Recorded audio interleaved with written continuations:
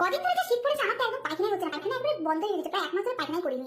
তো ভাবলাম যে চলো একটা পায়খানা মেকআপ লুক নিয়ে আসি, যদি পায়খানা হয় না পায়খানা মেকআপ করে।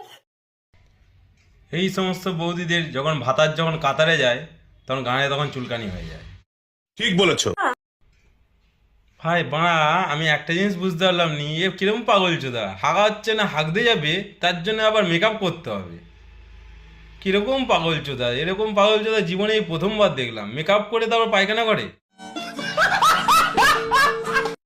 তো বন্ধুরা, আমার পেটের বাচ্চা প্রচন্ড ভাবে বায়না করছিল ফুচকা খাওয়ার জন্য। এই দেখো, এক থাল ফুচকা নিয়ে।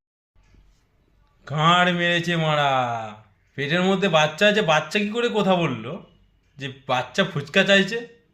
কি কিরকম মারা পাগল চোদা মাল মাইরি।